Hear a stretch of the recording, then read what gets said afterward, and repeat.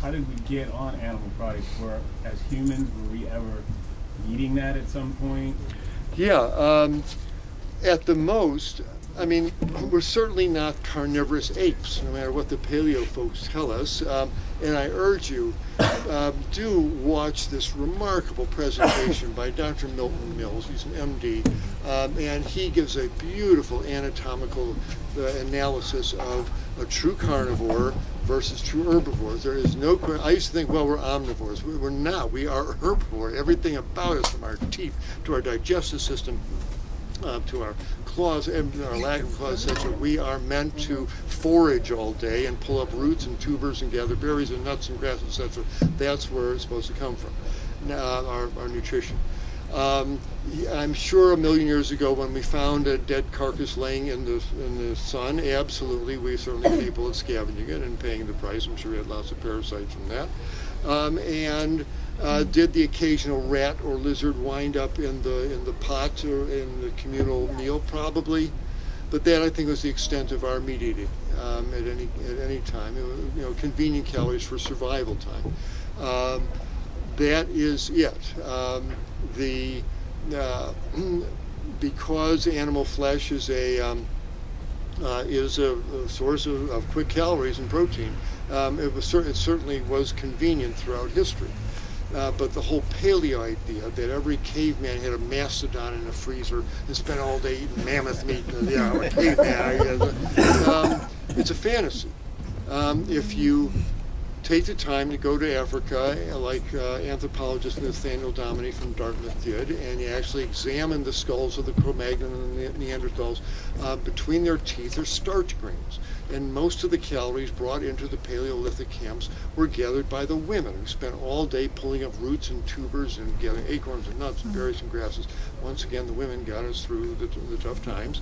And most hunts were unsuccessful. The guys came back empty-handed 9 out of 10 times. If they did get a carcass, it rotted quickly. There was no refrigeration. The idea that there was a hunk of flesh with every meal is a fantasy. It just did not happen. When you examine the fossilized feces, the droppings of the humans of those camps, they were eating massive amounts of fiber all day. That's where the calories came from, these starchy roots.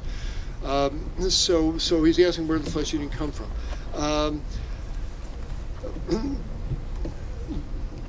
I'm not an anthropologist to speculate, about the ultimate roots of it, and certainly it's been, in human traditions. But it was a relative rarity, even all through history.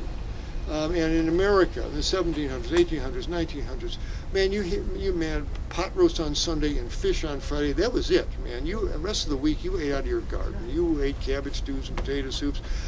You didn't go killing your chickens every night for buffalo wings like we do here. You went out of chickens pretty quickly. Since World War II, we got so rich, and we were spending all these billions of dollars to the corn and the soybean farmers to subsidize their crops, so then you can feed $2 a bushel corn and soybeans and down the gullets of these poor cows and pigs, and you can sell McDonald's burgers for $2. It's all a government subsidized illusion and fraud.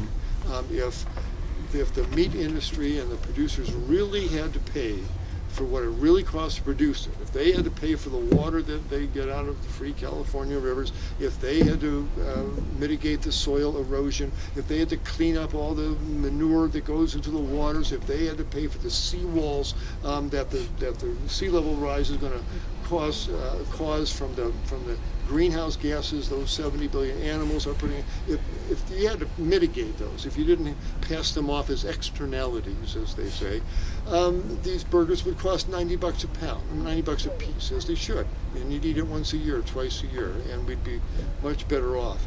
But it's become gluttony. We've gone for the lowest common denominator in everything, in our entertainment, in our politics, in our nutrition.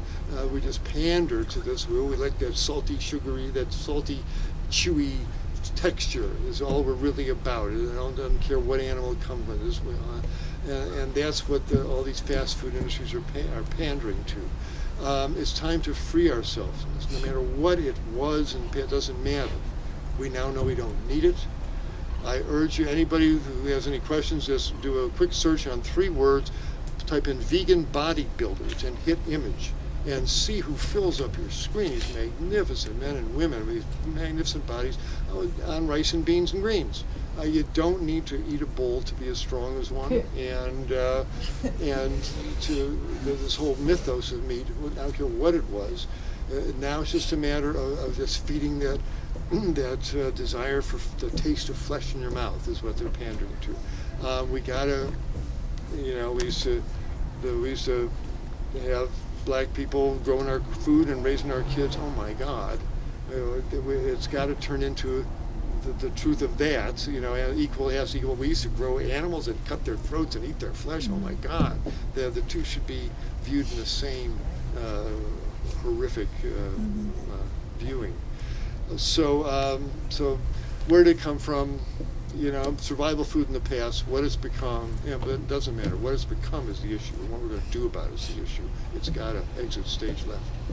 Someone else had a question?